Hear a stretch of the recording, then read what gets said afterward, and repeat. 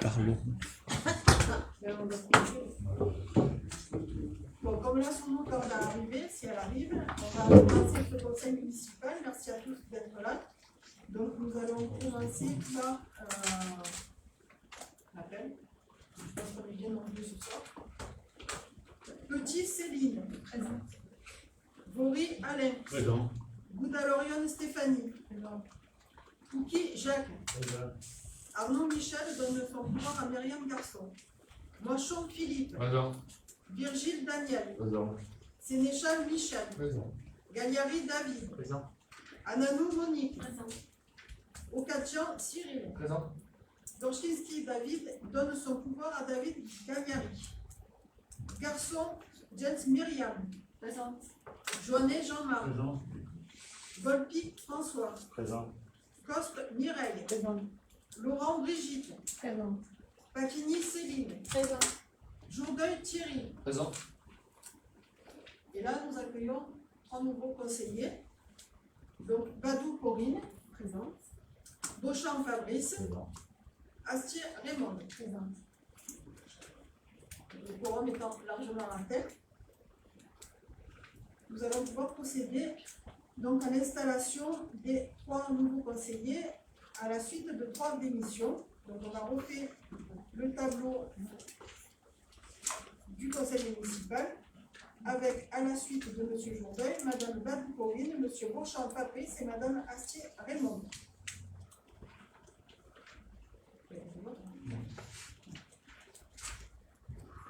Le point numéro 2, donc, c'est l'approbation du procès-verbal du 9 avril 2025.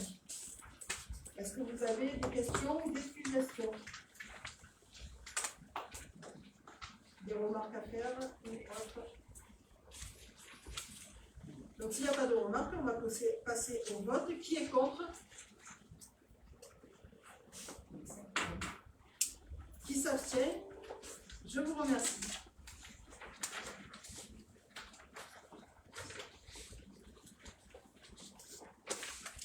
On passe à l'élection du secrétaire de séance. Donc, pour l'opposition, est-ce qu'il y a une candidature en tant que secrétaire de séance? Non. Pour la majorité, Madame Stéphanie Goudal. Donc, pour Madame Stéphanie Goudal, qui est contre? Qui s'abstient? Je vous remercie. Donc ensuite des démissions, nous allons passer à l'élection des représentants du conseil municipal au conseil d'administration du CCAS. Du coup, là il va falloir procéder à un vote. Donc pour la majorité, qui se présente pour remplacer les 2 postes au CCAS? Monsieur Gagliari et Madame Ananou. Donc ça sera la liste 1. Pour la liste 2, Madame Lecoste. Il y a 2 postes à savoir. Et Monsieur Volpi.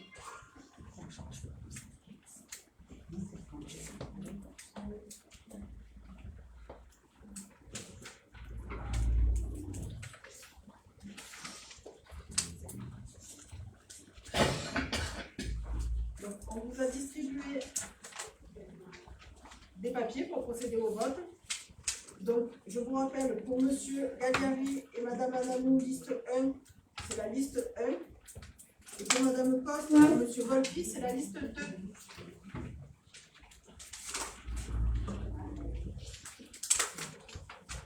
Par contre, avant ça, il ne faut pas déclarer l'assesseur et le secrétaire. Secrétaire, tout le monde est d'accord pour que ça soit la secrétaire de séance? Qui veut être assesseur dans l'opposition?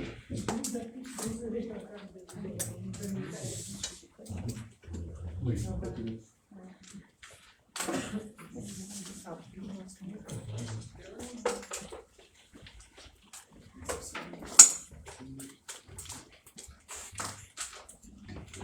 Donc, alors, s'il n'y a personne de l'opposition pour être assesseur, allez.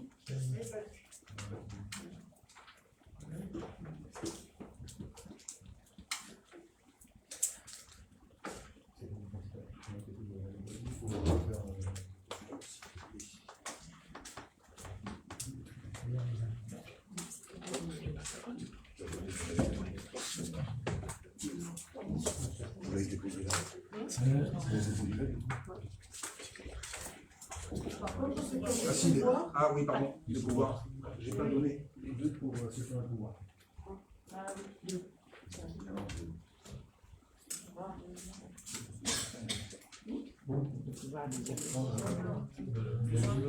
c'est David et Ismaël.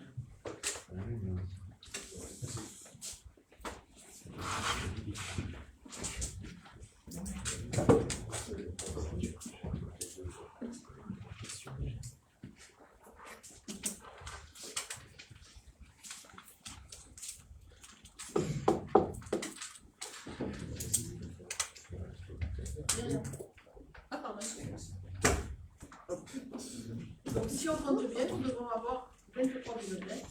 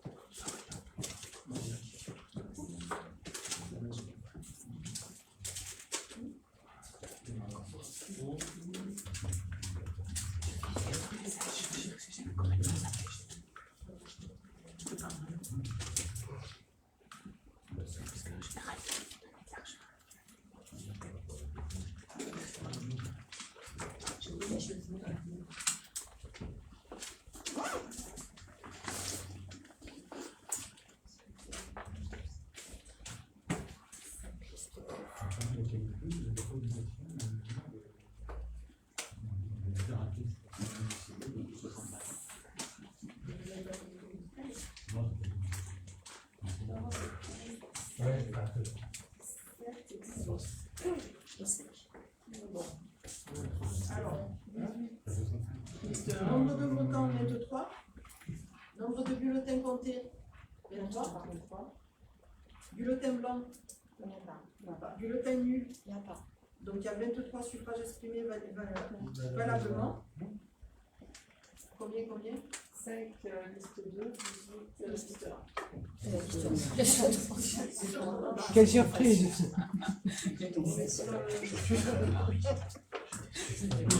J'aurais dû jouer. Tu peux passer.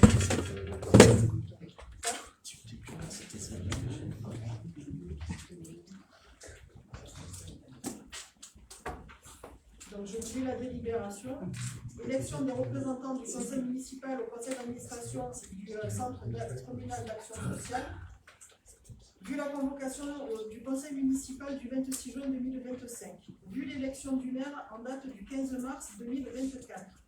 Vu les articles R 123-8, R 123-15 du Code de l'action sociale et des familles.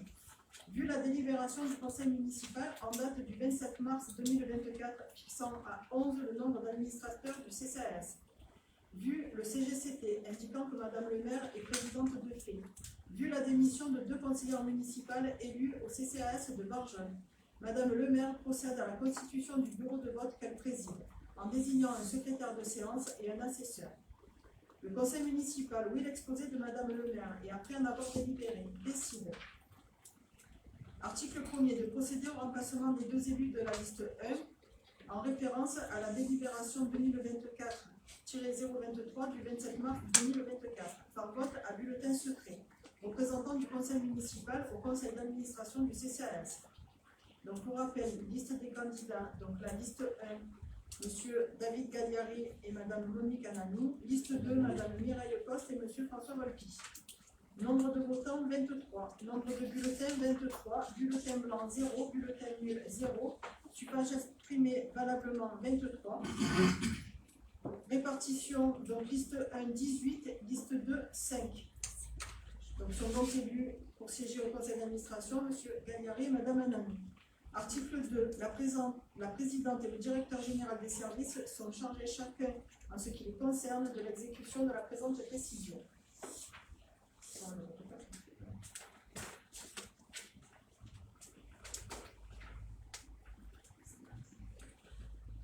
Ensuite, donc nous allons passer à la désignation des délégués aux syndicats et organismes extérieurs.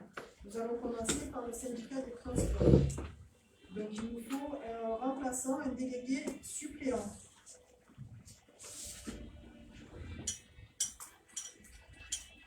Donc délégué suppléant pour la liste 1, qui se met pour le syndicat des transports. Fabrice. Pour la liste 2, M. Volpi.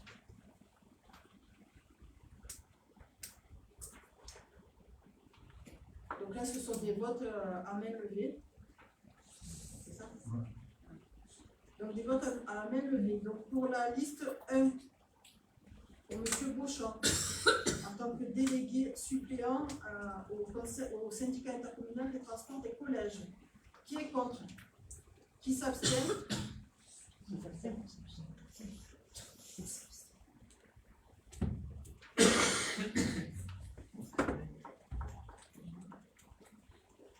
Pour la liste de M. Volpi, qui est contre? Qui s'abstient? Je vous remercie.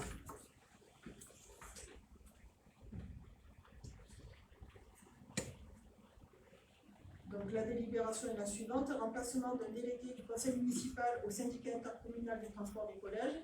À l'occasion de la démission d'une conseillère municipale, il est procédé à l'élection d'un délégué suppléant de la commune au syndicat intercommunal des transports des collèges.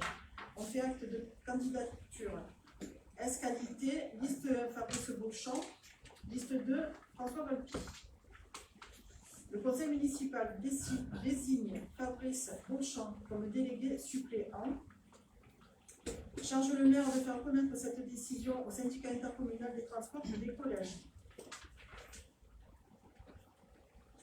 La délibération suivante, c'est le remplacement, la désignation d'un délégué suppléant au centre de gestion du Var. Donc, pour la liste 1, Madame Corinne Badou. Pour la liste 2, Madame Coste. Donc, nous allons procéder au vote pour élire donc le délégué suppléant au centre de gestion du Var. Qui est contre pour la liste 1 de Corinne Badou? Qui est contre? Qui s'abstient? Je vous remercie. Pour la liste 2, pour Madame Coste. Qui est contre? Qui s'abstient? Je vous remercie.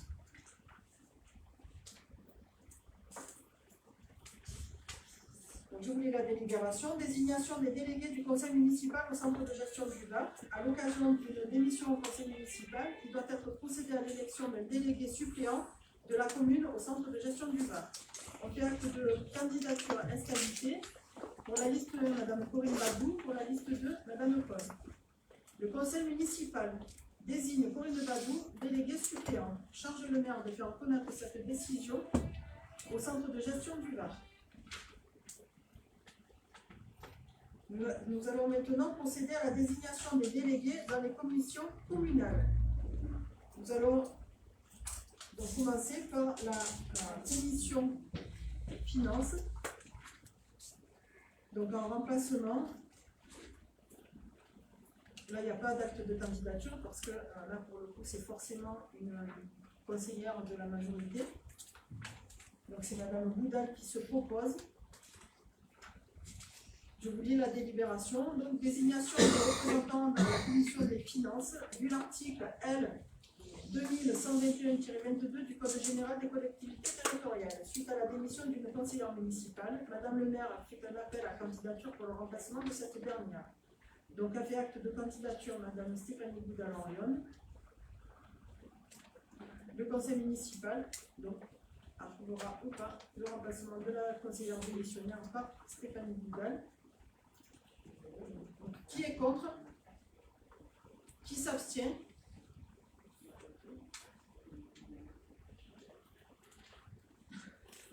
J'attends un peu Non, mais que tu aies le temps de lever la main. Je vous remercie.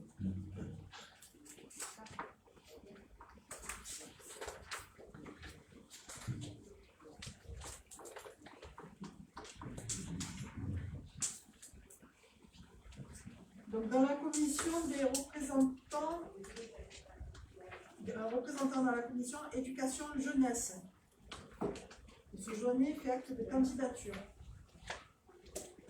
Désignation des représentants à la commission éducation jeunesse, vu l'article L 2121-22 du Code général des collectivités territoriales. Suite à la démission d'une conseillère municipale, Madame le maire fait un appel à candidature pour le remplacement de cette dernière. A fait acte de candidature, M. Jean-Marc Joignet. Le conseil municipal approuvera le remplacement de la conseillère démissionnaire par M. Jean-Marc Joignet. Donc, qui est contre? Qui s'abstient? Je vous remercie. Idem pour la commission des associations communication sport. Désignation des représentants à la commission association communication sport, vu l'article L 2121-22 du Code général des collectivités territoriales.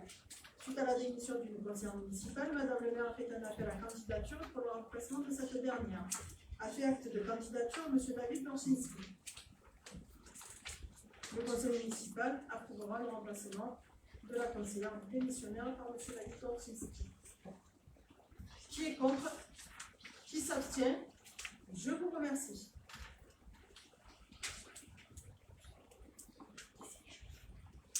Allez, la dernière. Désignation des représentants à la commission Habitat, Logement, Mobilité. Vu l'article L 2121-22 du Code général des collectivités territoriales. Suite à la démission de 2 conseillères municipales, Madame le maire a fait un appel à candidature pour le remplacement de ces dernières. On fait acte de candidature M. Alain Bourré et M. David Gagliari. Le conseil municipal approuvera le remplacement des conseillères démissionnaires par M. Alain Bourré et M. David Gagliari. Qui est contre? Qui s'abstient? Je vous remercie.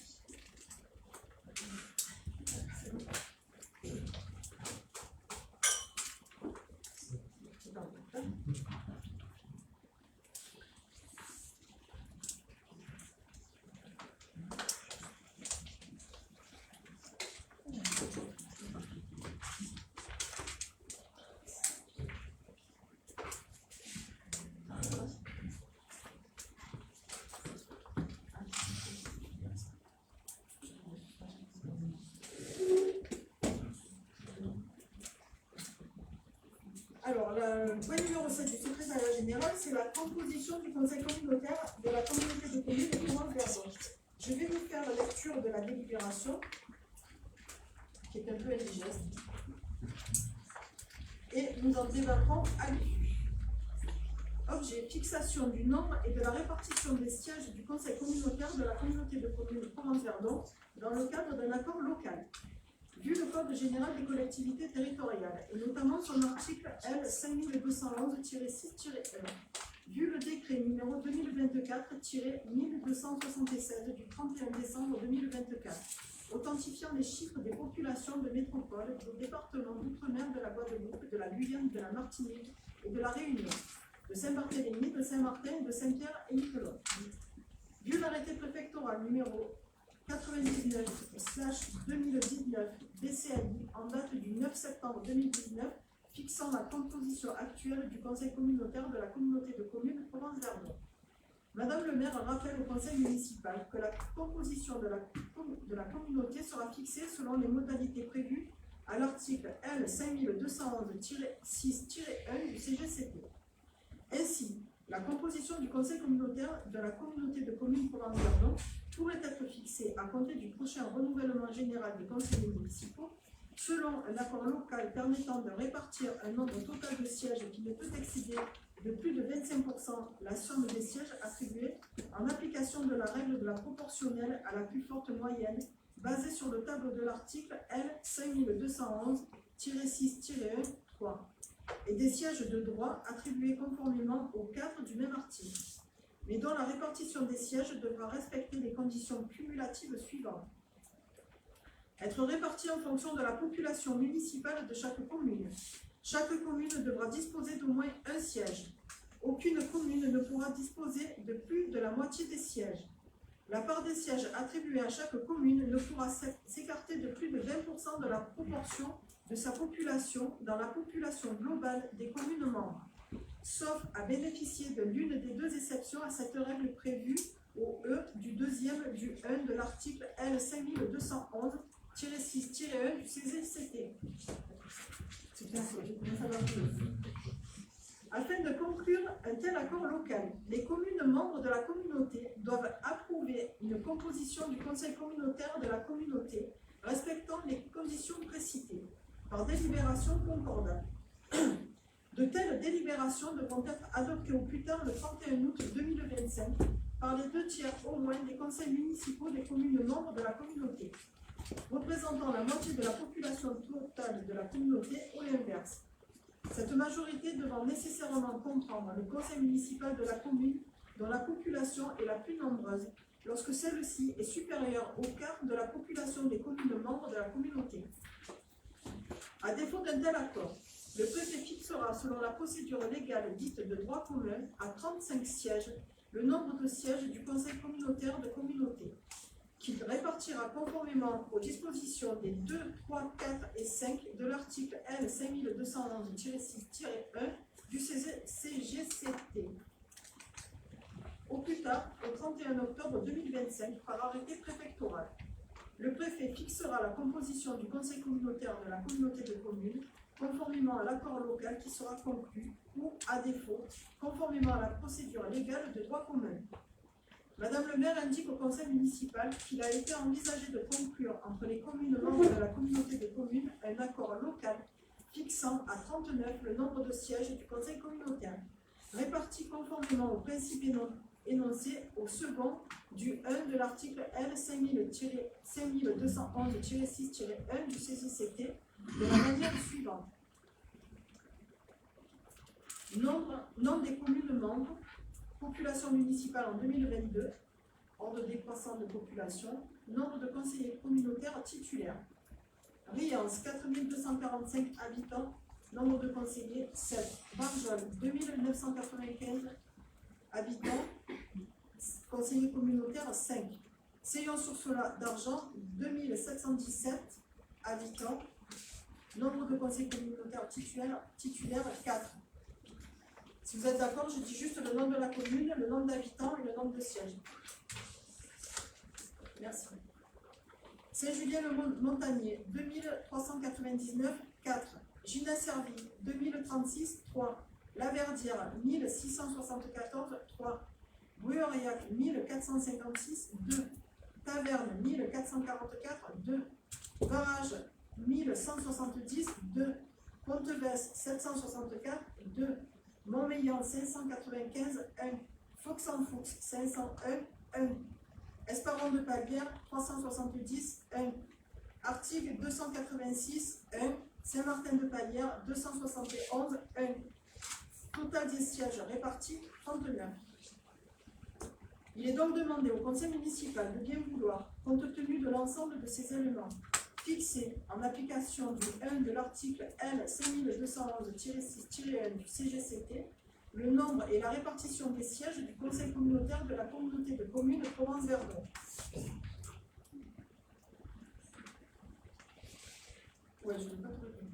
Le conseil, après en avoir délibéré, décide de fixer à 39 le nombre des sièges du conseil communautaire de la communauté de communes Provence-Verdon, répartis comme énoncé ci-dessus. Qui est contre? Pardon. Est-ce qu'il y a des questions? Est-ce qu'il y a des... sur la lecture indigeste de cette délibération? Monsieur Rocky. Madame le maire, c'est juste pour revenir, parce que là on est au point numéro 7, mais il n'y a eu aucun débat sur les points précédents. On aimerait savoir éventuellement si vous avez les causes des démissions des trois conseillers municipaux. Monsieur Volpi, il fallait le demander avant, on est à la décision numéro 7, comme vous l'avez dit, donc vous Non, auriez vous n'avez pu pas, le faire avant. vous n'avez pas ouvert le débat. Vous auriez pu poser la question, tout à fait, monsieur Volpi, vous avez quand même l'habitude de poser des questions et d'interrompre, donc Vous êtes passé au vote directement sur l'approbation du procès verbal. mais vous auriez pu demander la parole et poser votre question avant. Là, on est sur l'approbation ou pas du nombre de sièges à la communauté de communes, monsieur Volpi. Oui, Je ne mais- comprends pas votre intervention de la 7e délibération. J'avais demandé la raison que je demande. C'est vrai aussi.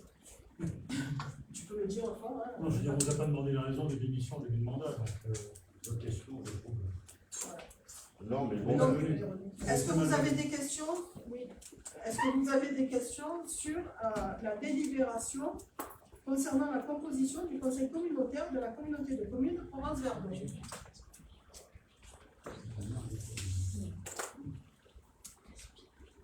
S'il n'y a pas de questions, nous allons passer au vote.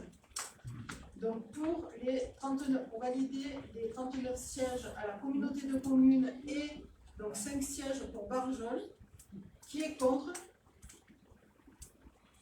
Qui s'abstient? Je vous remercie.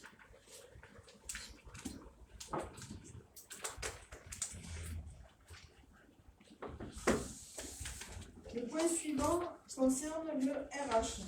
Donc la délibération numéro 8 est annulée. C'est une erreur. Nous passons donc au point numéro 9, création de poste, agent de maîtrise territoriale, service technique.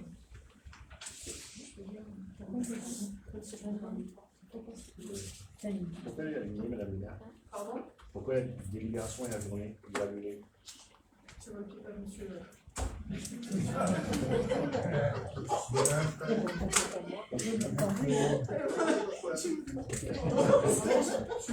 Non, mais avec les lunettes, c'est sûr, vous le faites. Hein. Un peu plus de cheveux.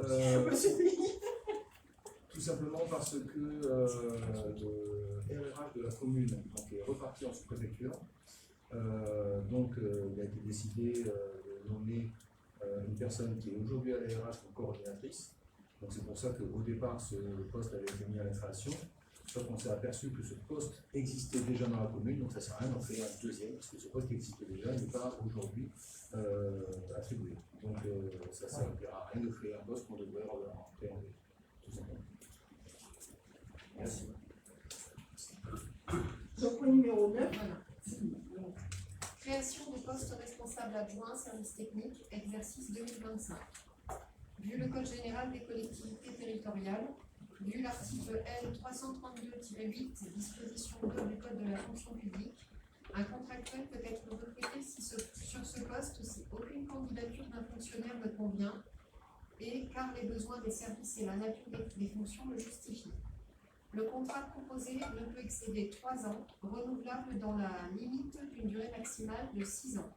Il est possible de recruter sur ce poste une personne qui n'est pas lauréate d'un concours de la fonction publique, car un des grades indiqués est un grade d'entrée de catégorie C qui permet un recrutement direct sans concours.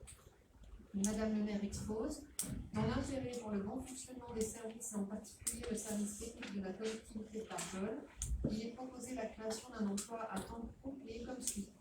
Date d'effet 2 juillet 2025, emploi responsable adjoint service technique, grade catégorie C, agent de maîtrise. Le conseil municipal, après avoir eu l'exposé de Madame le maire, décide la création du poste de responsable adjoint service technique et précise que la dépense afférente est inscrite au budget primitif 2025 de la commune, chapitre 012. Est-ce que vous avez des questions? Alors, juste, je donne une précision avant qu'il y ait d'éventuelles questions. C'est que c'est une création de poste, mais vous connaissez maintenant le mécanisme des collectivités territoriales, c'est-à-dire que lorsqu'il y a un agent qui doit monter de grade, on est obligé d'ouvrir un poste pour pouvoir le nommer dans ce grade. Donc en fait, on n'embauche pas une personne supplémentaire, c'est simplement une évolution de quelqu'un qui est déjà dans la collectivité. Est-ce qu'il y a des questions? s'il n'y a pas de questions, on passe au vote. Ah, monsieur Volpi. On peut savoir l'agent ou pas? Non. Non, comme habituellement, on ne donne pas les noms des agents. Donc, s'il n'y a plus de questions, nous allons procéder au vote. Il n'y a plus de questions. Donc, qui est contre? Qui s'abstient? Je vous remercie.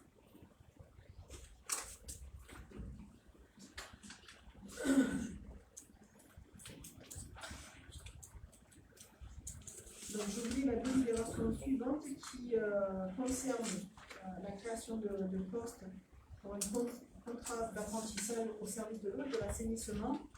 Donc, cette création de postes pour un contrat d'apprentissage, ça confirme quand même la volonté de la municipalité de promouvoir l'apprentissage pour donner à la jeunesse la possibilité d'acquérir un métier. C'est pour cela qu'il est proposé un poste en contrat d'apprentissage pour un jeune dans le cadre du service de l'eau. Je vais vous faire lecture de la délibération. Recours au contrat d'apprentissage. Vu le Code général des collectivités territoriales, vu le Code du travail, notamment les articles L 6227-1 à L 6227-12 et D 6271-1 à D 6275-5. Madame le maire expose au Conseil que l'apprentissage permet à des personnes âgées de 16 ans au minimum et de 29 ans révolus au maximum d'acquérir des connaissances théoriques dans une spécialité et de les mettre en application dans une entreprise ou une administration. Ce dispositif peut être ouvert sous condition à des mineurs de 15 ans ou à des majeurs de 30 ans et plus, personnes reconnues handicapées ou qui envisagent de créer ou reprendre une entreprise supposant l'obtention d'un diplôme. Cette formation en alternance est sanctionnée par la délivrance d'un diplôme ou d'un titre. Elle rappelle que ce dispositif présente un intérêt tant pour les personnes accueillies que pour les services accueillants, compte tenu des diplômes préparés par les postulants et des qualifications requises. Donc, le conseil municipal, après en avoir délibéré, décide de recourir au contrat d'apprentissage, d'autoriser Madame le maire à signer tout document relatif à ce dispositif et notamment les contrats d'apprentissage ainsi que les conventions conclues avec le centre de formation d'apprentis. Les dépenses correspondantes, notamment salaires et frais de formation, seront inscrits au budget 2025 au chapitre 012 de nos documents budgétaires. Est-ce que vous avez des questions? Oui. Combien est payé un apprenti? C'est la grille, là. C'est une grille Ouais, tarifaire qui comprend donc trois tranches d'âge. Et dans ces tranches d'âge, il y a aussi des tranches par rapport à la première et la deuxième année. Alors, les pourcentages exacts, on les trouve sur Internet très facilement. Mais je ne les connais pas par cœur. Je vous donne la raison de la question. Ça n'inscrit pas la personne dans une précarité financière. Non, puisque c'est un apprenti, en général, les apprentis, très souvent, dans 99% des cas, ce sont des enfants qui font des CAP, des jeunes, qui font des CAP, des BEP ou des bacs pro. D'accord. Donc, ça les inscrit au contraire, ça leur donne un premier salaire. Entre guillemets. Moi, j'aimerais savoir si c'est un contrat unique ou si c'est quelque chose qui va se renouveler du moment que vous créez le poste. Une fois que l'apprenti a terminé, est-ce qu'il a terminé son parcours? Est-ce que vous en prendrez un autre? C'est quelque chose que vous comptez pérenniser? En fait, dans le cadre de l'apprentissage, la longueur de l'apprentissage est conditionnée au diplôme. Donc, dans ces cas-là, c'est 2 ans pour un CAP. Et donc, un jeune qui aurait obtenu son CAP et qui éventuellement souhaiterait poursuivre jusqu'à un bac pro, il pourrait en faire un autre pour continuer. Mais il n'y a pas d'obligation par la suite de... D'accord, donc au maximum, ça serait pour 3 ans sur le même apprentissage. Oui. D'accord, et au bout des 3 ans, vous pouvez reconduire, du moment que vous avez créé ce poste, vous pourrez recruter un nouvel apprenti. Ok. Est-ce qu'en contrepartie, il y a un projet pédagogique, quelque chose qui va accompagner l'apprenti dans l'acquisition de compétences et vers ce métier, autre que le pédagogique de l'école? De l'apprentissage. Non, mais en interne à la municipalité, moi je parle pas du côté pédagogique scolaire, je demande est-ce que la mairie a prévu un projet d'accompagnement des apprentis en parallèle de l'école? D'accord. Moi qui prends souvent d'alternants et d'apprentis, il y a un maître de stage de toute façon qui est obligé et qui est référencé par rapport à. Qui est référencé, qui est formé pour accompagner les jeunes. Okay. Il n'y a pas besoin d'être formé, il faut qu'il soit référencé. Juste référencé. Oui. Madame Coste, vous aviez une question? Non, ça rejoint ce qu'elle disait. Donc, non, parce que je fais attention aux jeunes qui veulent travailler, c'est pour ça que je pose des questions. Vous avez parlé de logement aussi, non, pour cet apprenti, ou d'accueil pour cet apprenti, parce que s'il il arrive de loin, est-ce qu'il y a des structures qui sont mises en place pour les accueillir? En plus, parce que la rémunération d'un apprenti n'est pas énorme, est-ce qu'il y a un logement ou un accueil particulier d'apprenti qui est organisé? Alors en fait, dans le cadre de l'apprentissage, ça n'est pas inclus. Mais par contre, ce qui peut se passer, c'est comme un jeune apprenti doit avoir une alternance entre l'entreprise et le CFA. Parfois, le CFA peut mettre à disposition des logements, mais ça reste quand même assez rare. Et vous avez moyen d'orienter le CFA à mettre ces logements à disposition? Alors, si le CFA il possède des logements qu'il peut mettre à disposition, ça va être quelque chose qui leur appartient à eux, ça va être intégré directement par le centre d'apprentissage, mais c'est pas du tout obligé. Alors, juste pour précision, parce que je pense que ça ne vous a quand même pas échappé, dans la synthèse, on vous a donné un peu plus de précision en disant qu'on crée un poste de contrat d'apprentissage pour le service de l'eau et de l'assainissement. En fait, on vous dit que le contrat d'apprentissage là qui va être pris cette fois, c'est au service de l'eau et de l'assainissement. Pour autant, la délibération, elle est ouverte. C'est-à-dire que si dans un autre service, on a la possibilité d'accueillir, pourquoi pas? Il y a une délibération qui nous autorisera à accueillir des contrats d'apprentissage à partir de maintenant. Si, bien évidemment, c'est validé. Parce que je pense que c'est, comme c'est dit dans la délibération, c'est quand même vertueux. Ça donne la possibilité à un jeune d'acquérir une première expérience, de se former et d'obtenir un diplôme. Et de notre côté, ça fait un plus dans la collectivité. Et c'est plutôt vertueux comme système de formation. Est-ce qu'il y a d'autres questions? Donc, s'il n'y a pas d'autres questions, nous passons au vote. Qui est contre? Qui s'abstient? Je vous remercie.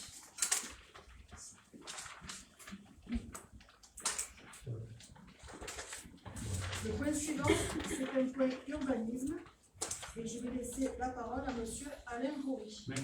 C'est la constitution d'une servitude de passage sur la parcelle A1033. C'est une parcelle qui se trouve en liaison entre le chemin des Camps et l'avenue du Garessio. Elle longe le canal qui fait partie de la commune et le terrain actuel est propriété de la commune. Or, il s'avère qu'il y a eu des constructions réalisées en pointant ce chemin communal, cette partie communale. Donc, il a été décidé de créer une servitude de passage dont la commune est propriétaire donc de cette parcelle. Les habitants des constructions présentées à venir, établis sur les parcelles 1025, 1026, 1380, 1380, 28 et 29, passent par cette parcelle pour accéder à leur terrain. Ils ont demandé à la commune de pouvoir bénéficier d'une servitude réelle et perpétuelle de passage destinée à desservir leur parcelle. Actuellement, il n'y a aucun accès normalement pour accéder à ces parcelles, bien que certaines sont construites. La servitude a constitué sur la parcelle 1033, propriété de la commune, est décrite comme suit: une servitude de passage de relevant à la parcelle 1033, le fonds servant, pour les accès au profit des parcelles 1025, 26, 380, 381, 1026 et 1029, fonds dominant, et ce depuis l'impasse des Palus. Les bénéficiaires de la servitude supporteront l'aménagement et l'entretien de ce passage aux frais communs de l'eau desservie. Cette servitude est consentie à titre gratuit et sera établie par acte notarié. Et comme partout, il est bien question que c'est une servitude. La première fois, c'est la commune qui trace le tracé de la route, et après l'entretien et la réflexion, c'est aux différents colotis, aux propriétaires. Alors, le Conseil, après d'en avoir délibéré, approuve la constitution d'une servitude de passage à titre gratuit, comme présenté ci-dessus, autorise Madame le maire à signer l'acte contenant la constitution de servitude et tout document qui serait nécessaire à l'exécution de la présente délibération.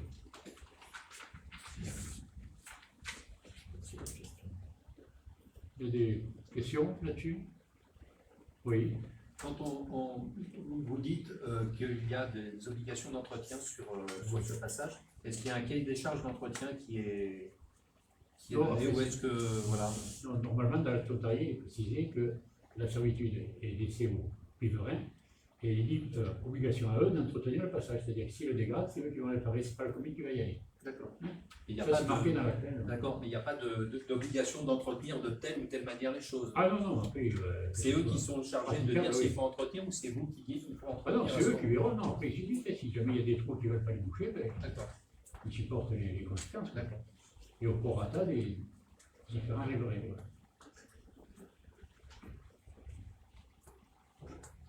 Une autre question, non?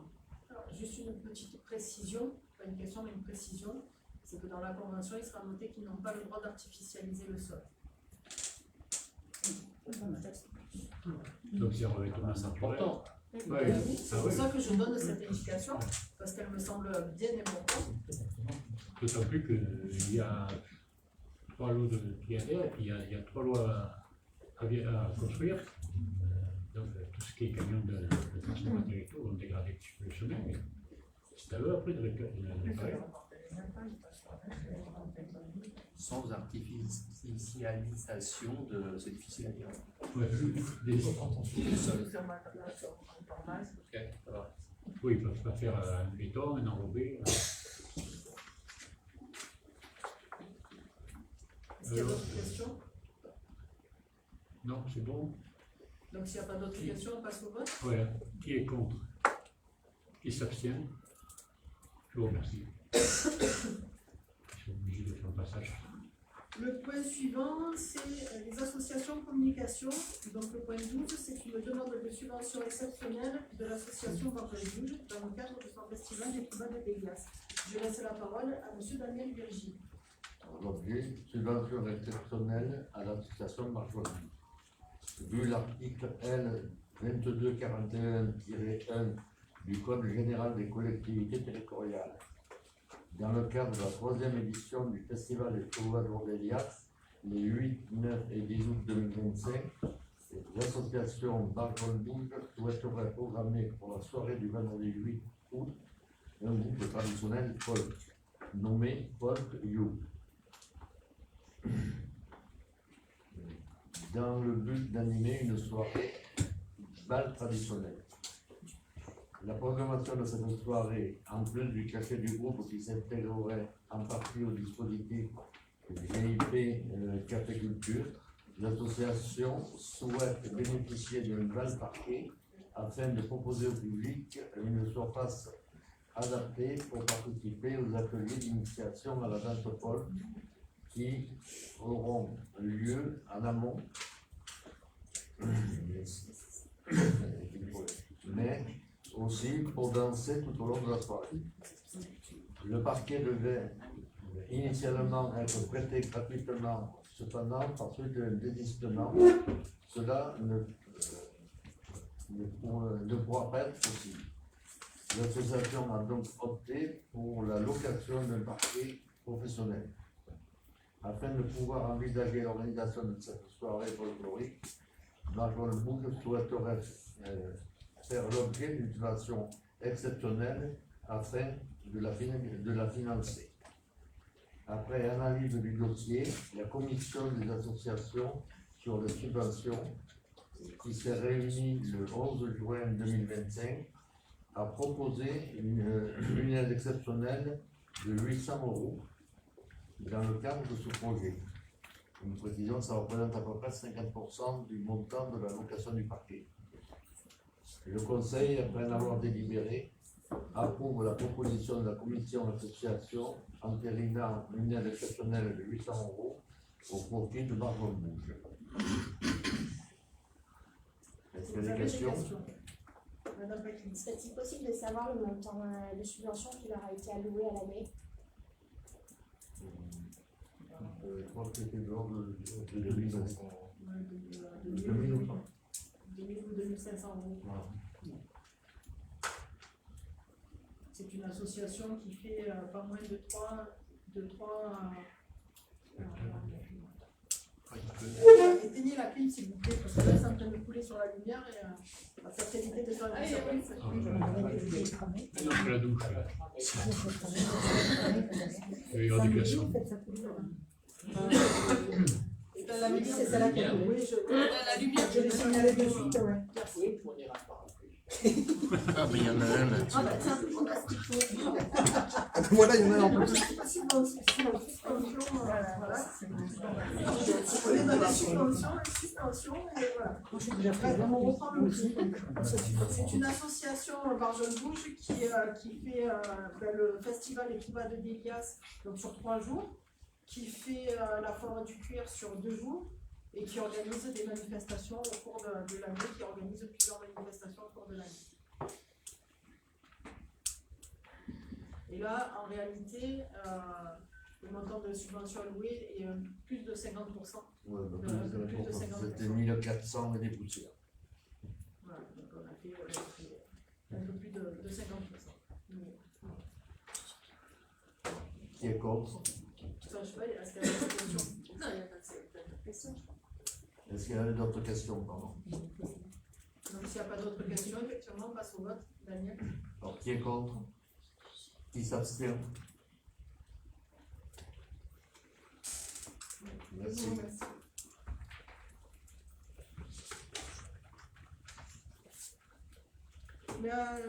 La délibération suivante, le point 13, c'est la convention avec le département dans le cadre des médiathèques. Et là, je vais laisser la parole. Non. Ah ben non. Oui, mais parce que je vais parler sur l'autre, c'est pas celle-là. Mais non, ça c'est une coquille en fait. Ça a été voté au dernier conseil municipal.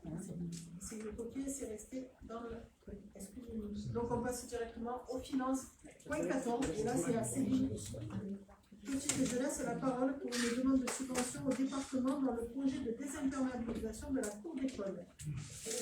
Donc je fais juste une petite aparté pour préciser ce qui va être un peu plus précisé dedans, c'est que dans la phase 1 de ce programme de désimperméabilisation pour la cour d'école élémentaire, donc on sollicite une demande au département à hauteur de 45 591 € pour cette première phase qui est d'un coût de 151 972 €, que l'agence de l'eau subventionne déjà à hauteur de 75 986 €, c'est-à-dire que, comme habituellement, nous sommes financés à 80% sur cette phase 1, qu'il ne reste que 20% à la charge de la commune, c'est-à-dire 30 395 € sur les 151 972 € de la phase 1 de ce projet de désimperméabilisation.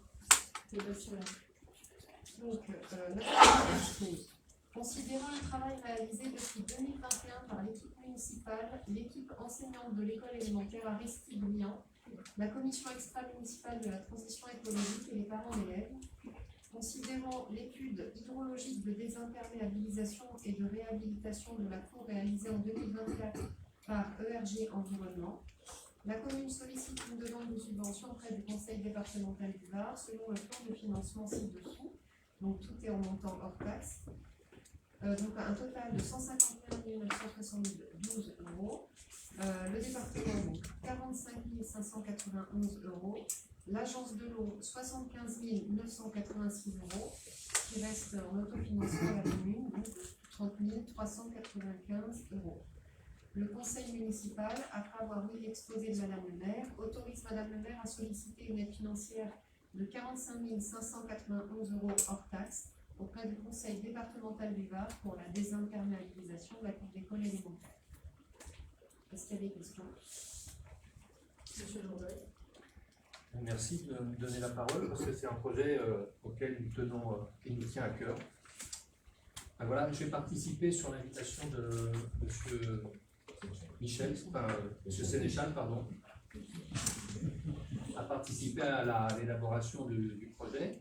Je signale que moi, je n'ai pas été invité par une commission travaux, transition écologique, donc c'est par le biais de monsieur Sénéchal et par la direction de l'école et des parents d'élèves que je me suis investi dans le projet, pensant que ça allait dans le sens des enfants, évidemment, puisque c'est eux qui sont en jeu. Donc un projet a été présenté en fin 2024 et on a préparé des pièces pour que vous puissiez lancer un appel d'offres sur la base des documents qu'on avait élaboré sur un logiciel AutoCAD, etc. Aujourd'hui, il y a une annonce, et ça va se faire puisque ça va être financé de désimperméabilisation. Et ma question est la suivante. Est-ce que le projet va être mis en globalité, en totalité sur la cour d'école? Comment et quand? C'est-à-dire, est-ce qu'il y a un planning annoncé sur les travaux, sur la suite de ce décroutage imperméable sur l'école? Est-ce qu'il y a un planning et comment le projet va se mettre en place? Voilà. Alors, pour répondre, d'abord, merci de souligner que c'est l'équipe de la majorité qui vous a invité à venir travailler sur le projet avec tout le monde. Avec tout le monde. Vous venez de le dire. Hein. Oui, voilà. D'accord, mais pas que. C'est-à-dire que je dis avec tout le monde. Oui, mais j'ai quand même mis un coup d'épaule dans la porte pour y aller parce que c'était pas gagné. Donc, mais merci d'avoir ouvert la porte. D'accord, vous dites que M. Sénéchal vous a invité. Non, mais c'est parce que je l'ai provoqué. Non, mais je l'ai provoqué aussi. C'est-à-dire que, voilà, comme il y a de l'intelligence qui fuse, on s'est rencontrés parce que nous sommes deux personnes intelligentes. Les autres, vous êtes tous des idiots, c'est pas possible. Il y avait une volonté commune de faire avancer un projet. Ouais, voilà. Je voulais juste souligner que. Alors, monsieur Jourdain, je voulais juste souligner que vous-même, vous dites que c'est l'élu de la majorité qui vous a invité. Après, vous revenez quand je vous remercie de le souligner. Mais c'est pas grave, ça vous appartient d'avoir de la mauvaise réponse, ça vous appartient. Oh bah non. Donc maintenant, je vais juste continuer parce que je sais pas quand vous dites qu'on vous a invité, puis finalement on vous a pas invité. À un moment donné, il faut savoir juste comment on pose les choses.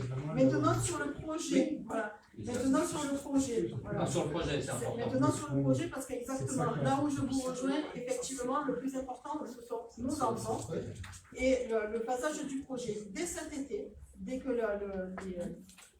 l'école ferme, là, en fin de semaine, me semble-t-il, à partir de mi-juillet, on attaque le décroutage de la cour. Donc ça va se réaliser évidemment pendant l'été. Décroutage, on va le rendre perméable, on va faire une bande circulable de 4 mètres comme ça a été vu avec les secours, etc.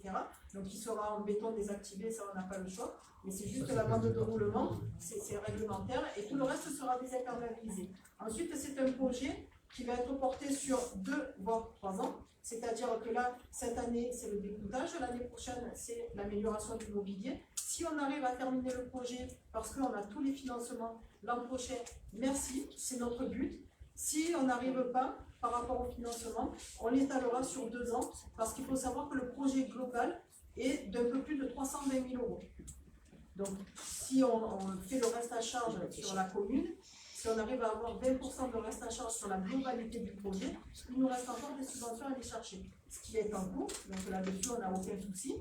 Maintenant, voilà, c'est pour ça qu'on fasse dans le temps pour pouvoir financer les 20% restants. Ça se fera donc sur 2025-2026 ou, si vraiment on n'a pas le choix, 2025, 2026, 2027. Mais c'est phasé. Et les demandes de subventions sont déjà parties, certaines sont même déjà attribuées. Si je veux juste reprendre sur le truc, ça sera pas un béton désactivé, ça sera un enrobé de couleur claire. Ah, pardon. Oui, j'ai raison en plus. Je voulais juste revenir un instant sur un peu l'origine.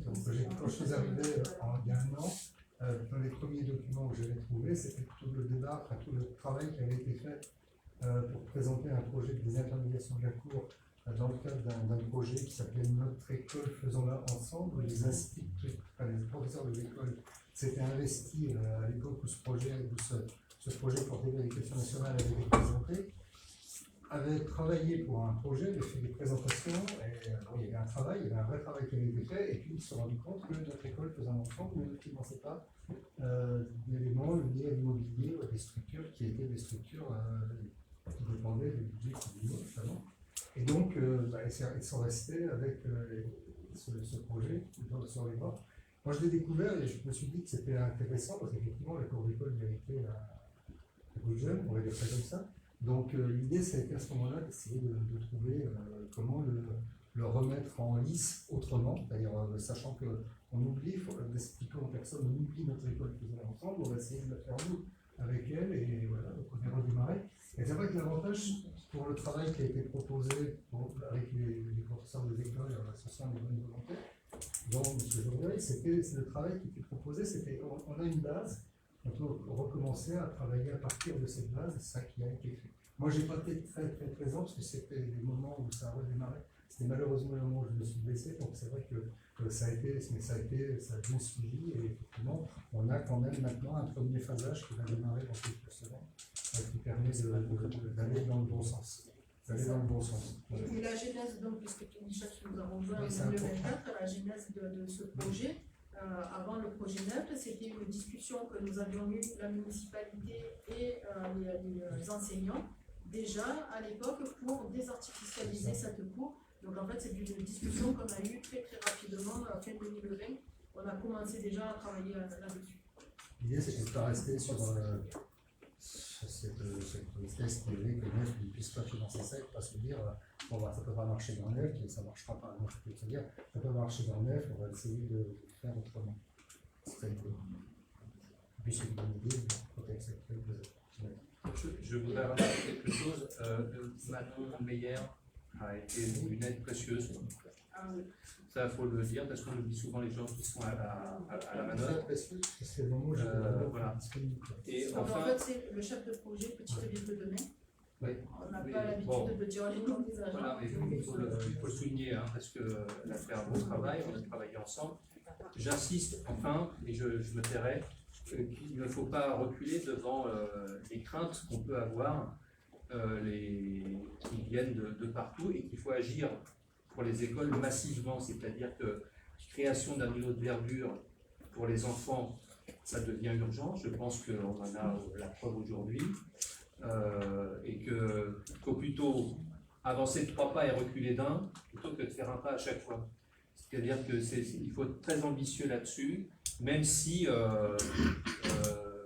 même si finalement des petites choses pourront être faites. Mais il faut pousser très loin les choses et pouvoir rêver une école idéale pour les enfants. Alors, juste, encore une fois, on se rejoint là-dessus, c'est que sur les écoles, on a commencé à travailler dessus, sur les rénovations sur les 2 écoles.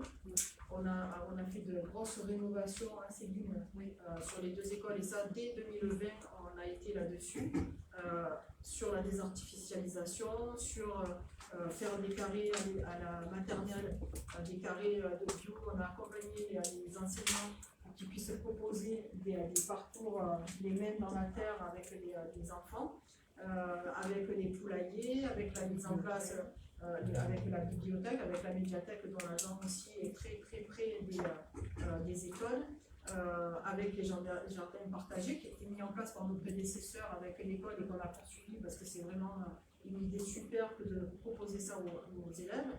On a continué aussi avec le photovoltaïque, notamment sur l'école élémentaire, pour faire de l'autoconsommation avec le mode de chauffage pour éviter d'avoir des gros gaspillages. Et un point particulier par rapport à la vigilance canicule qu'on traverse aujourd'hui, en 2022, on a équipé la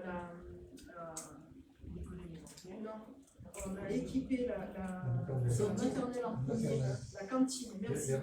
On a équipé la salle de restauration d'une climatisation en 2022 pour la maternelle et en 2023 pour l'élémentaire. Pourquoi? Parce que on se retrouve parfois au mois de juin, comme on le traverse aujourd'hui, fin juin, début juillet. Parfois c'est des grosses pluies, mais parfois c'est des grosses chaleurs. Donc on a équipé de climatisation les réfectoires. Pourquoi les réfectoires et pas les classes? Parce que d'abord dans les classes, c'est prouvé aujourd'hui, ça pose quand même des problèmes au niveau de circulation d'air et autres.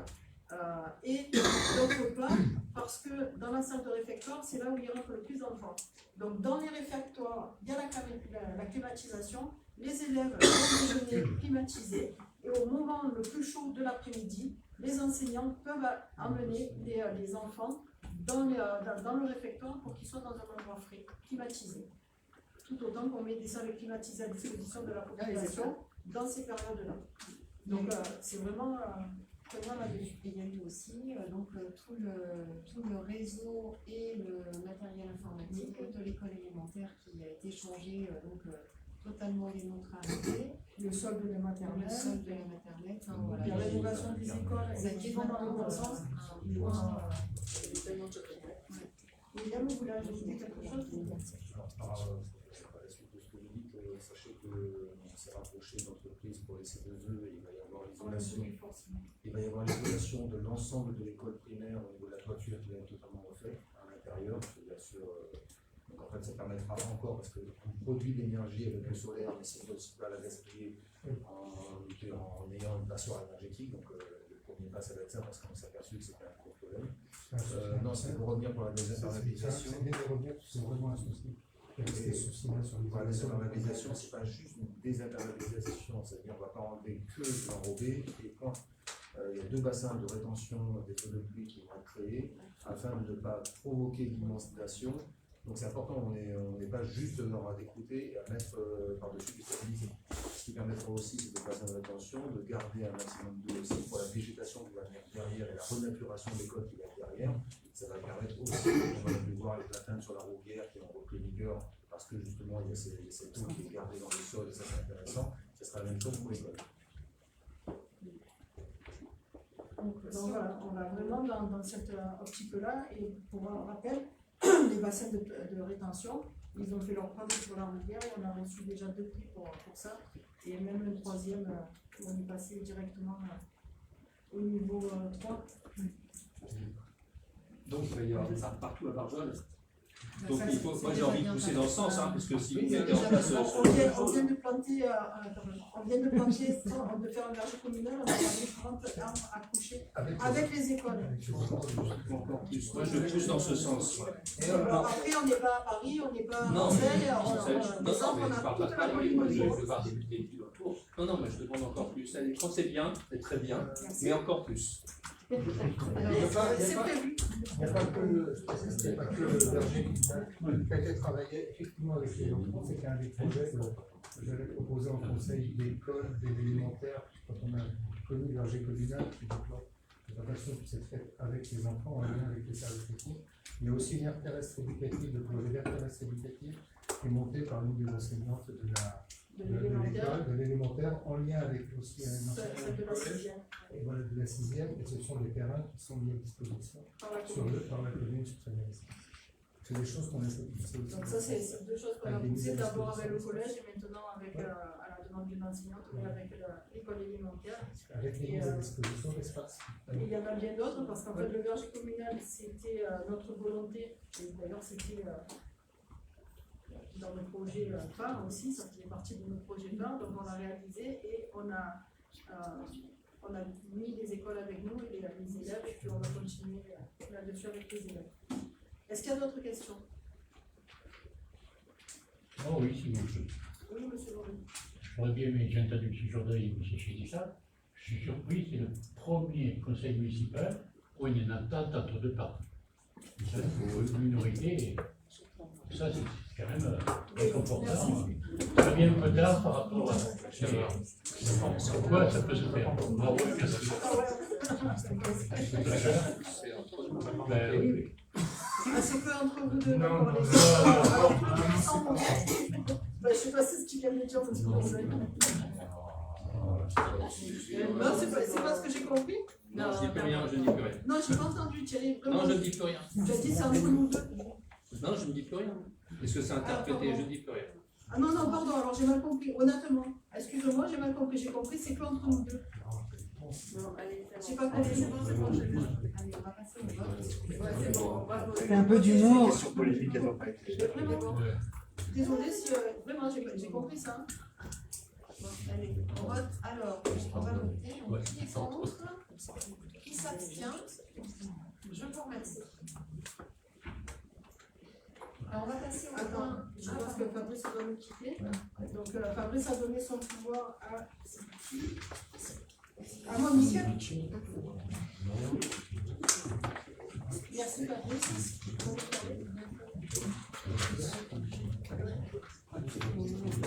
C'est bon.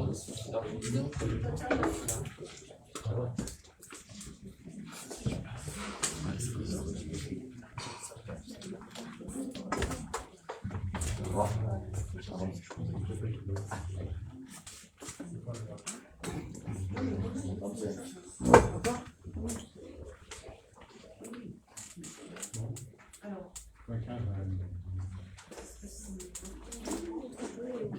alors après l'école, on reste toujours dans les enfants, avec la demande de subvention du conseil départemental pour la réhabilitation du centre de loisirs de Barjol et Gavroche. Vu la convention cadre Petite Ville de demain valant ORT, donc orientation de revitalisation du territoire, signée le 3 janvier 2023, et la fiche action numéro 8, rénovation énergétique des bâtiments communaux. Madame le maire expose, considérant la volonté municipale de procéder à la rénovation énergétique des bâtiments communaux en commençant par le centre de loisirs des Gavroches.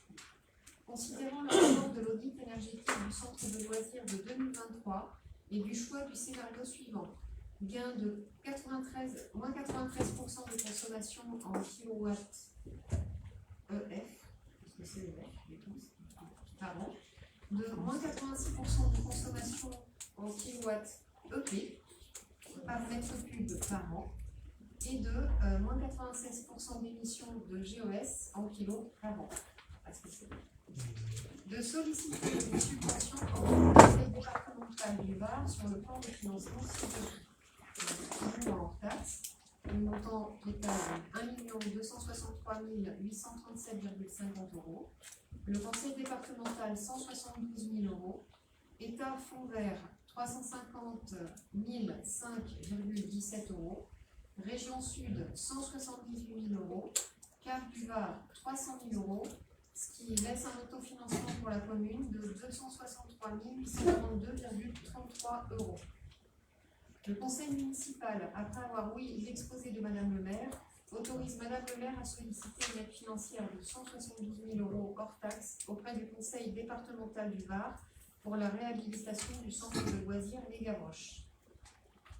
Est-ce que vous avez des questions? Ici, c'est sur le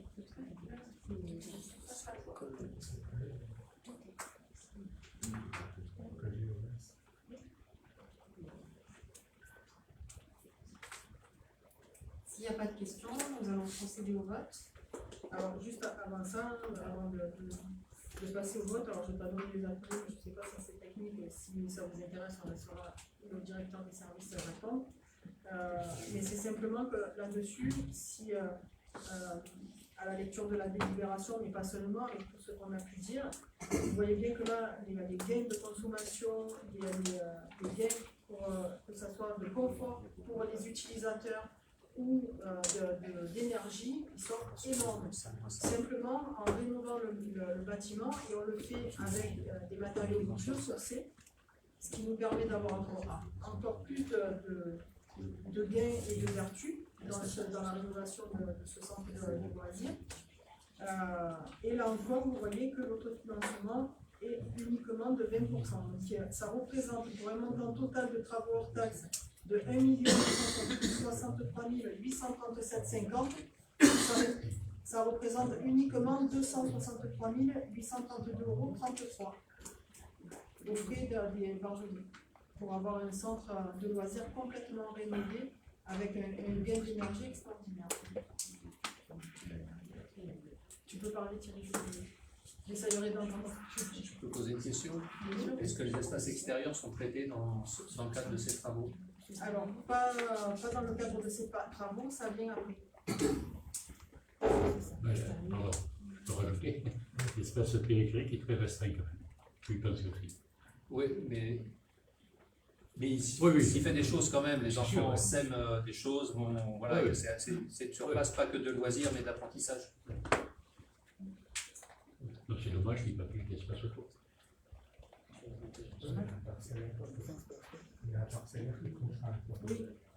Oui, c'est ce que veut dire Alain, c'est vrai que la parcelle là où il y a le centre de loisirs, on ne peut pas l'étendre à l'infini. Mais effectivement, par contre, ça sera traité dans un second temps. Le deuxième stade de son temps. Donc nos projets ils sont pluriannuels. Alors, est-ce qu'il y a d'autres questions? va passer au vote. Donc, qui est contre? Qui s'abstient? Je vous remercie.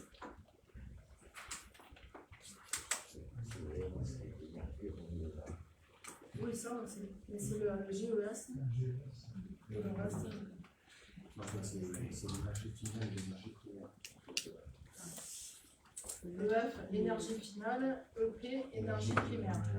Merci.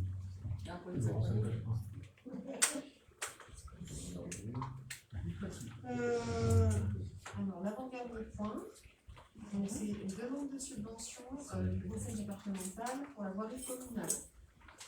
Madame le maire expose, considérant l'état des voiries communales, leur longueur, plus de 60 km, le travail déjà effectué par les services techniques et certains prestataires, et enfin le travail restant de réhabilitation de certaines voies, la commune sollicite une demande de subvention du conseil départemental du Var sur un montant de financement ci-dessous, donc toujours en hors taxe, un montant total de 53 571,71 €.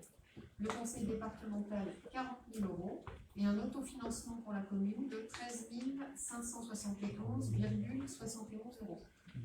Le conseil municipal, après avoir lu l'exposé de Madame le maire, autorise Madame le maire à solliciter une aide financière de 40 000 € auprès du conseil départemental du Var pour la voirie communale. Est-ce qu'il y a des questions? Une petite intervention par rapport à cette demande de subvention au département. Et on aimerait avoir quelques précisions et quelques clarifications. On voudrait savoir déjà s'il s'agit d'une opération ponctuelle ou si ces travaux s'inscrivent dans un plan pluriannuel d'entretien des voiries communales. Car sur ce point, on se permet de rappeler que lors d'une de vos précédentes communications sur les réseaux sociaux du 15 avril 2024, vous indiquiez que la municipalité avait mis en place un plan pluriannuel d'entretien des chemins communaux par ordre de priorité et suivant le budget alloué. Or, lors d'un comité de quartier du 24 mai 2024, en présence de M. Carrara, responsable des services techniques, il nous avait été confirmé qu'aucun plan n'existait et que les interventions ne relevaient simplement que d'un budget annuel au gré des urgences. Et nous souhaiterions également rappeler que nous avons déposé le 15 juin 2024 une question écrite sur ce sujet, conformément à l'article 6 du règlement intérieur du conseil municipal et l'article L2121-27 du Code général des collectivités territoriales. Cette question devait recevoir une réponse dans un délai de 1 mois, réponse que nous attendons toujours. Enfin, nous souhaitons souligner une incohérence importante et qui mérite un éclaircissement selon nous. Lors du conseil municipal du 10 avril 2024, en réponse à la question orale qu'avait posée M. Thierry Jourdeuil concernant les travaux de voirie et les montants engagés, vous avez affirmé, je vous cite, « En fait, toutes les mairies de France aimeraient qu'il y ait un soutien, mais c'est la seule chose qui n'est pas subventionnée. Il fut un temps où le département donnait un petit peu, mais plus maintenant. Et plus depuis de nombreuses années. Donc en fait, ce n'est pas subventionné. C'est la seule chose qui reste à l'entière charge des citoyens. Donc vous comprendrez la difficulté d'arriver à refaire les chemins. En conséquence, nous ne comprenons pas très bien comment il peut nous être proposé aujourd'hui de voter une demande de subvention au département pour ces mêmes travaux de voirie, alors même qu'il aurait été, selon vos propres propos, inutile d'en faire la demande. Donc nos questions sont simples. Pouvez-vous nous confirmer s'il existe, oui ou non, un plan pluriannuel d'entretien des voiries communales validé et suivi par la municipalité et peut-il nous être communiqué? Et de deux, pouvez-vous clarifier quelle est la réalité concernant les possibilités de subvention pour ces travaux au regard de vos précédentes déclarations? Merci. Alors, concernant le plan pluriannuel d'entretien des chemins, oui, j'ai tenu ces propos et je les maintiens. C'est-à-dire qu'il n'y a pas un plan pluriannuel au sens strict du terme, c'est-à-dire qu'on ne dit pas toutes les années, on ne va pas dire en 2020 qu'en 2021 on va mettre tant, en 2022 on va mettre tant, en 2023 on va mettre tant. En fait, ce qu'on fait, c'est que toutes les années, en fait en 2020, si vous voulez notre fonctionnement, en 2020 on a fait le tour des chemins, on a regardé ce qui était le plus abîmé, ce qui était le plus habité, et on a fait par ordre de priorité. Et toutes les années, on recommence ça. Et toutes les années, on met un budget au niveau des chemins. Quand on est arrivé, le budget des chemins était entre 30 et 40 000 €. Aujourd'hui, le budget des chemins, il est entre 80 et 100 000 €. Donc, c'est dire que l'augmentation qu'il y a eu, on a plus que doublé le montant prévu pour la rénovation de nos chemins communaux. Donc quand je parle de plan pluriannuel, c'est-à-dire que notre plan il est global. Maintenant, c'est un plan pluriannuel, en fait, il s'entend sur le financement, sur les travaux à faire et leur financement. Et ça, on le fait toutes les années, on le reprend et on le continue. Après, il n'y a pas un plan acté. C'est pas pluriannuel alors. Il n'y a pas un plan acté, mais toutes les années, après, on sait d'une année sur l'autre, je peux déjà vous dire quels chemins sont prévus sur 2026. Mais on n'a pas un plan de me dire, Madame le maire, je vous demande s'il existe un plan pluriannuel. C'est dans l'énoncé même du terme, c'est pluriannuel. Je viens de vous répondre qu'on fait comme si c'était pluriannuel. Maintenant, c'est pas pluriannuel. Donc la réponse est non. La réponse est oui.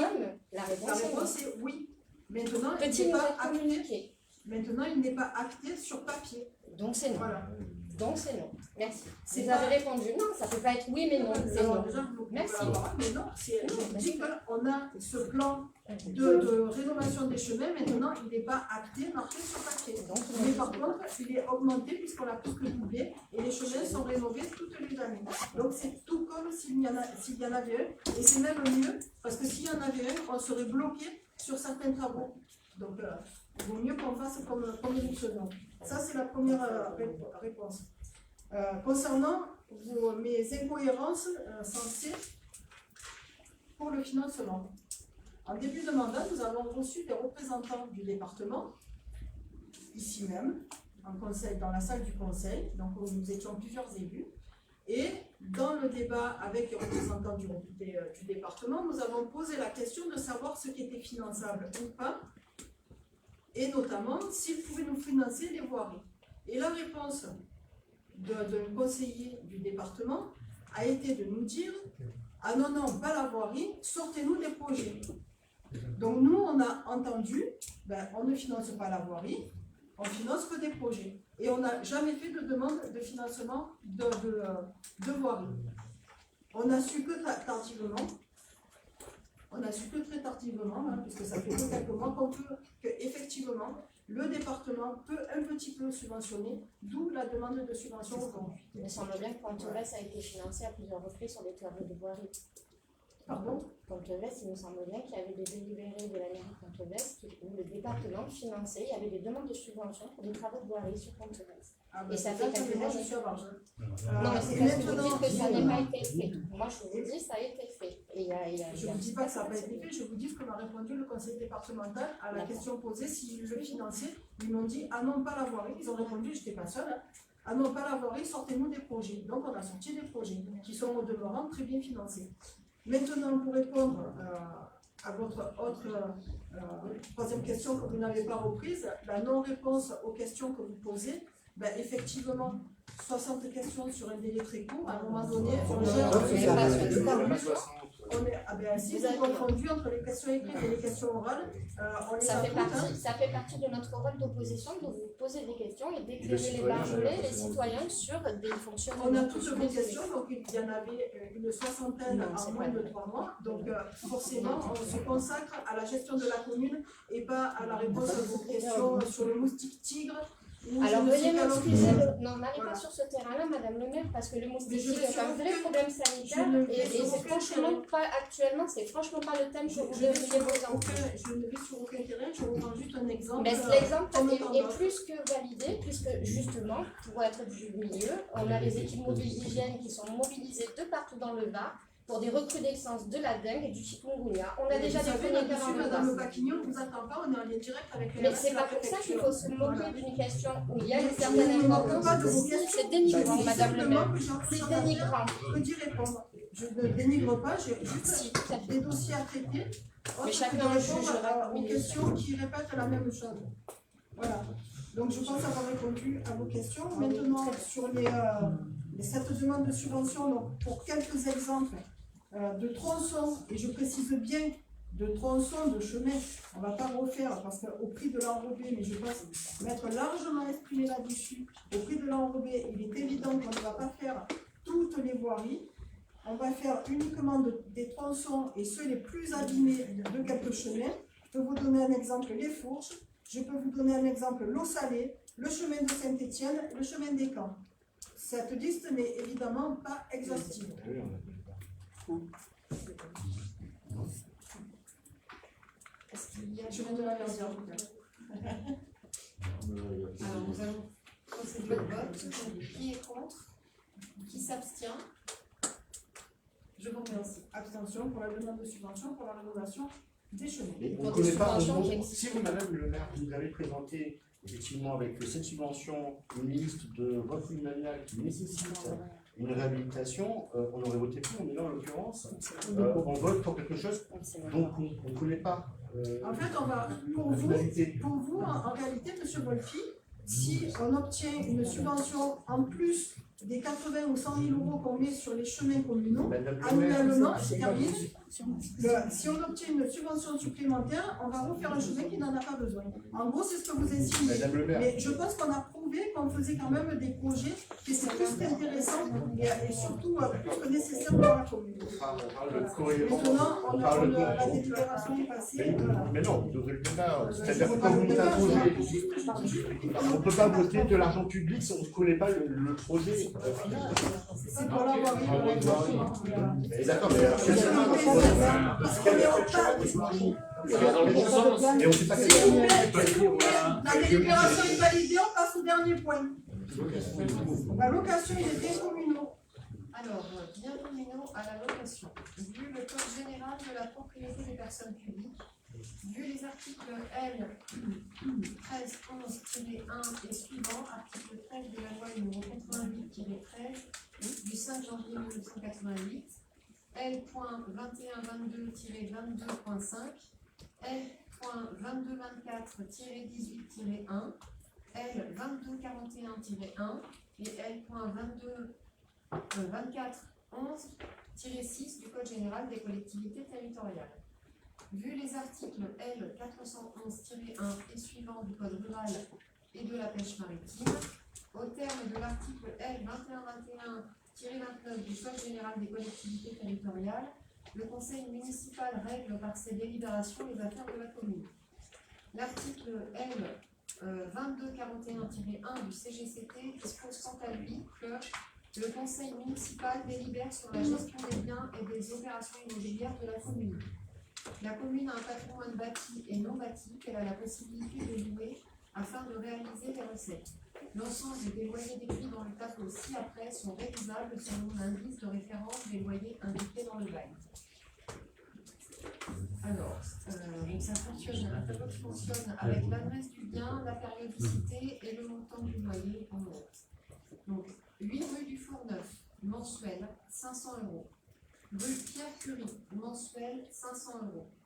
48 avenue de Taverne, mensuel, 485,93 €. 10 allée Anatole France, Danse, mensuel, 340,76 €.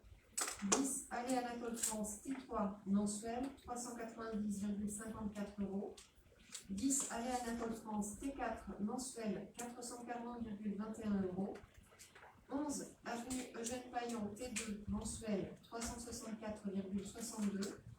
11 avenue Eugène Payan, T3, mensuel, 800 €.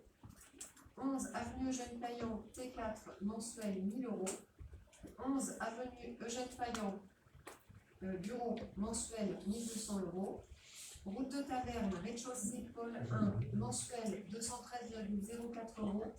Route de Taverne, rez-de-chaussée, Paul 2, mensuel, 320,95 €. 261 avenue de Taverne, T5, mensuel, 1200 €. Fauverie, rue des Tanneurs, cellule droite, mensuel, 600 €. Fauverie, rue des Tanneurs, cellule gauche, mensuel, 600 €. Place Chanoine Barbéris, terrasse, annuel, 118,28 €. Parcelle B 677, terrain nu, annuel, 255 €. Jardin La Turie, terrain nu, annuel, 120 €. Parcelle B 708, rue du Réal, terrain nu, annuel, 180 €. Et enfin, parcelle B 709, rue du Réal, terrain nu, annuel, 150 €. Le conseil municipal, après en avoir débattu, approuve la mise en place des loyers comme indiqué dans le tableau ci-dessus, autorise Madame le maire à signer l'ensemble des pièces relatives au contrat de location et à exécuter la décision.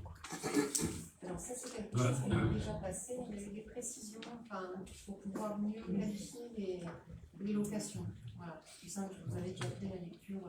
Est-ce que vous avez des questions?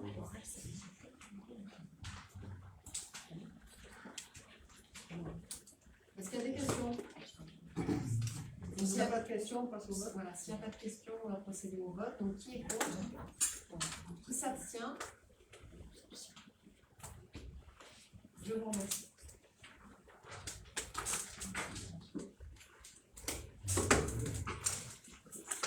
Alors, on arrive à la fin de la séance.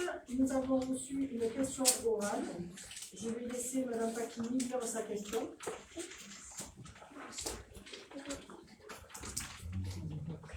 Madame le maire, après les constats répétés de manquements à la sécurisation sur le chantier du boulevard Grisol, accès ouvert au public, absence d'affichage réglementaire, itinéraire piéton non balisé, nous espérions que des correctifs durables seraient mis en œuvre.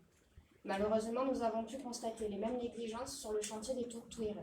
Site totalement accessible, l'absence de barrières de protection, fer à béton non sécurisé, alors même qu'il s'agit d'un espace public très fréquenté par les familles et les enfants.